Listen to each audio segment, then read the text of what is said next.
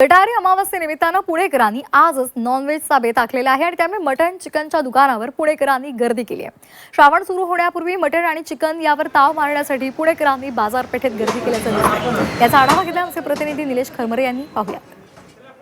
आज आखाडाचा शेवटचा दिवस अर्थात गटारी अमावस्या सुद्धा आहे, त्यामुळे पुण्यामध्ये नॉनव्हेज खाणे जे पुणेकर आहेत त्यांनी मोठ्या प्रमाणात मटण दुकानं असतील या दुकानावर गर्दी केलेली आपल्याला पाहायला मिळत आहेत। उद्यापासून श्रावण सुरू होतोय, त्यामुळे आज शेवटचा दिवस आहे नॉनव्हेज खाण्यासाठी, त्यामुळे पांढरा रस्सा तांबडा रस्सा या रस्स्यावर ताव मारण्यासाठी पुणेकर जे आहेत ते सकाळपासून असं मटणांच्या दुकानावर मोठी गर्दी केलेली आपल्याला पाहायला मिळत आहे। अशी रांग जी आहे ती सकाळपासून लागलेली आपल्याला पाहायला मिळत आहे। विशेष करून आज आखाडाचा शेवटचा दिवस असल्यामुळं आज नॉनव्हेज पार्टीचा बेद असतो, त्यामुळं अनेक पुणेकर जे आहेत ते असे सकाळपासून मटणाच्या दुकानासमोर लाईन लागलेली आपल्याला पाहायला मिळत आहे। सकाळपासून लाईन आहे, दररोजच असते आखाड्यात, तर काही विचारायचंच नाही। सोनाली मटन शॉप म्हणजे लाईनच लाईन।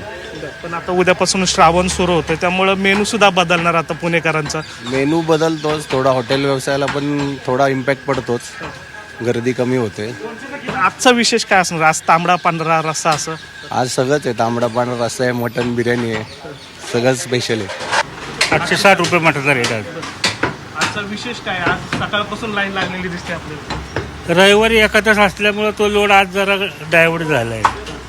रविवारी एकादश होती, गेल्या रविवारी चतुर्थी होती, त्यामुळं त्याने शेवटचा दिवस आहे आज।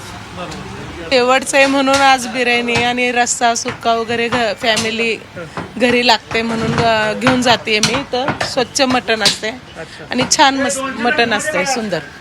लाईनीत थांबावं लागलं? हो, आता 2 तास झालं मी लाईनीत थांबली आहे।